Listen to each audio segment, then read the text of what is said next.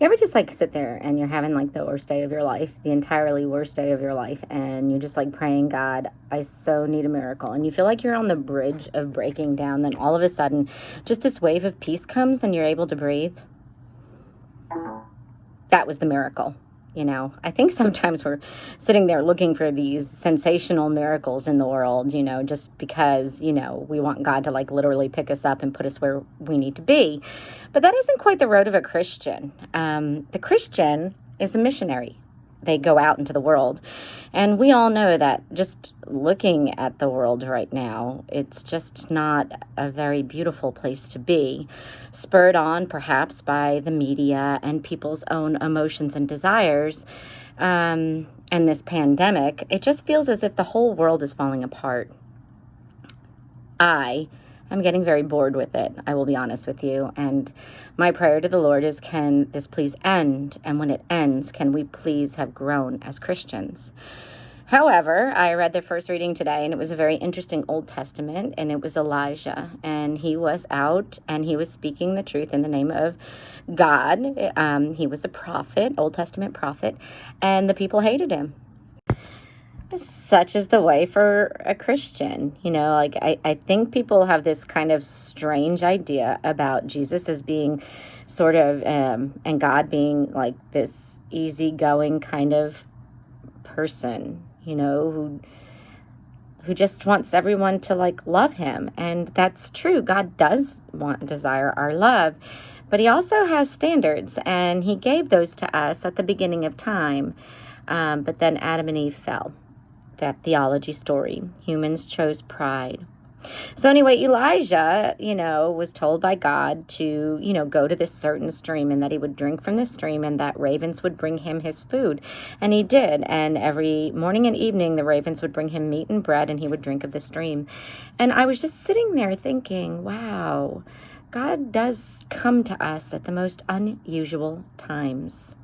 And how grateful I am that he does. Maybe it wasn't like a castle with a banquet. Maybe it was still suffering a little and struggling and being a little unsure. But it's that kind of trust in God that kind of pushed them forward. And I think, wow, that's really neat that God does come through to us. And so I go on to the gospel, and of course today is the Beatitudes, and it struck me as interesting because, we all have read the Beatitudes, but I don't think that we understood the point of the Beatitudes. And I think sometimes we tend to oversimplify faith, and I know as a Catholic I have been confused of complicating faith. But as a Catholic, we seek truth. We seek explanation. We are not the kind of kids who, when we ask a question and receive the answer just because, are satisfied. No, we are not. We seek truth. And so I'm reading through this list, and I'm thinking, well, I'm definitely this beatitude or that beatitude. And then I read a reflection by Pope Benedict, our previous pope. It was beautiful. And he said that Jesus is the walking beatitude. And it struck my heart. Whereas God had to create these miracles, these unusual miracles in the Old Testament, now Jesus is here and he's walking among us, and he's finally showing us how it's supposed to be. Blessed is the poor in spirit. When I was little, I used to think, well, do I have to be poor in order to be blessed? And, no. A poor person can very much be far too rich in their own spirit, whereas a rich person can actually be poor in spirit. And how does Jesus show us an example of this? Well, Jesus is the creator of the world. Jesus is God, and God is homeless in his home. He came to earth and rejected. That's kind of interesting, that the author of creation had no place to lay his head. That is poor in spirit. He didn't complain about it. He didn't go around, demanding that everybody just bow down to him. He just accepted and went along. He didn't need anything. And then you get to, blessed are they who mourn, for they will be comforted. And it's, again, when I was a little girl, I was like, well, how does crying over everything help. And then I read Reflections, and I realized agony of the garden. Why was Jesus mourning? He knew he was going to raise from the dead. Why was he sweating blood? Well, it was because he couldn't save everyone. That is what a theologian told me once, and it struck my heart again. He was mourning for us. And I know a lot of times I mourn.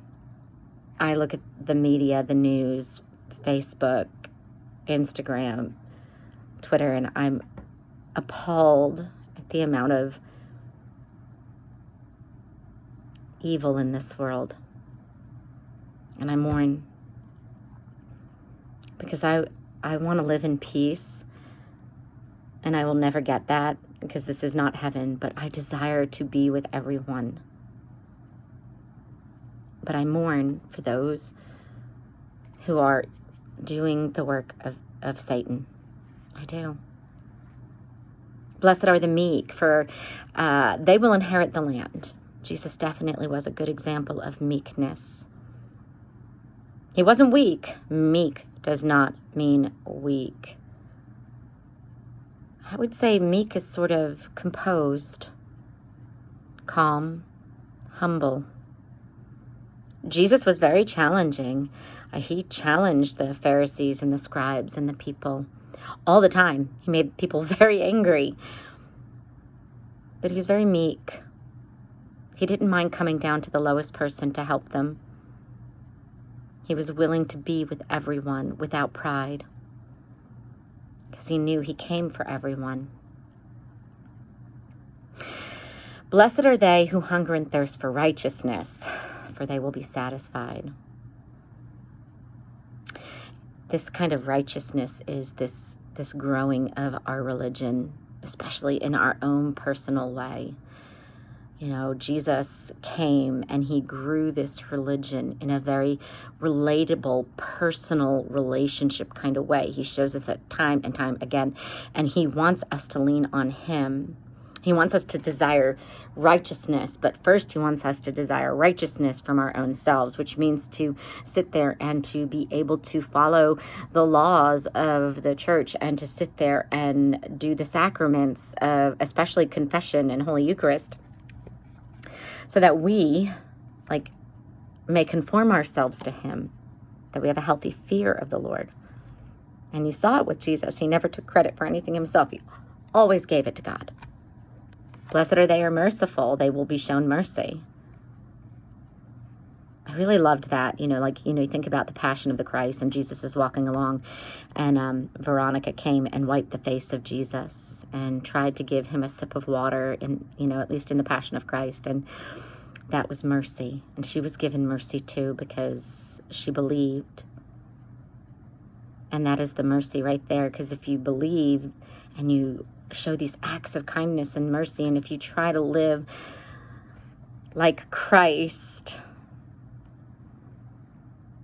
then you want to help everyone. And so it's actually quite beautiful.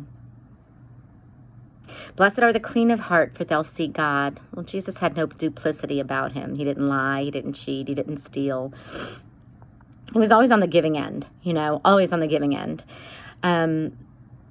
He didn't use the women around him for his own play toys. He didn't abuse any kind of alcohol or substances. Jesus was always very pure. His motives were pure, and they were challenging. It's not like he didn't challenge people, but when he challenged them, it was pure. It was coming directly for the good of God, and he didn't have any duplicity, didn't hide anything.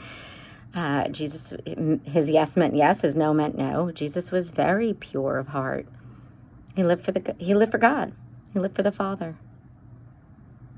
Blessed are the peacemakers, for they'll be called children of God. And it's true, Jesus didn't always try to cause peace, but he never tried to cause dissent either. I most especially think of the peacekeeper of when he's in the agony of garden and Peter lobs off the ear of one of the guards, and Jesus told him to stop. He kept the peace. This was the time he had to do this, and he healed the man. And so I think that's a matter of we don't need to add fire to fire anymore, because it just burns the world up. And we don't need to take an eye for an eye, because it'll just make everyone blind. I think what Jesus is saying is we can disagree and we can agree to disagree, and that's how we keep the peace. We still love one another. We're all children of God. We may just not always think the same way. And finally, blessed are they who are persecuted for the sake of righteousness, for theirs is the kingdom of God. Blessed are you when they insult and persecute you and utter every kind of evil against you falsely because of me. Rejoice and be glad, for your reward will be great in heaven. No doubt, if you live like a Christian, you're not going around throwing things in people's face. You're not taking this big stone of righteousness and throwing it at people. And that's just hate. But you're living, you're walking the faith. You smile at everyone. You talk with everyone. You don't sacrifice your ideals. If they ask you if something is right or wrong, you answer them compassionately but honestly. And even when you do that, they're going to hate you. That's when you lean on Christ.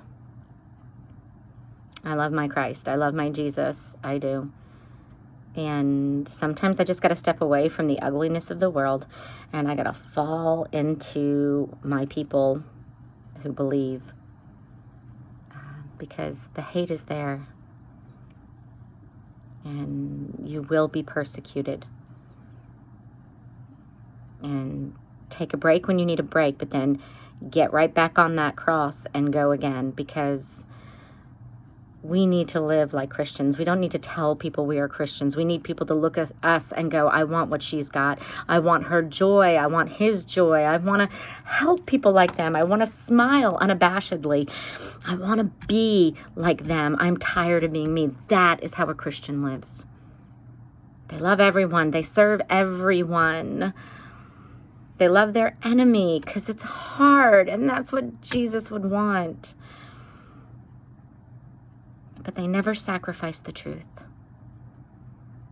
And I'm telling you, when you do all of that, you're going to get some pretty low days. Pretty low.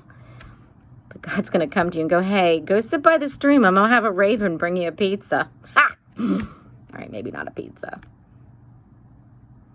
But he will take care of you. Now more than ever, we need bold Catholics. Not mouthy ones, not posting on Facebook ones, all of what they think. Bold ones, bold who go and live what they believe. Live it, own it, be proud of it, and don't skip it. There is one heaven, and it is through the Eucharist that we will find the gates. God bless.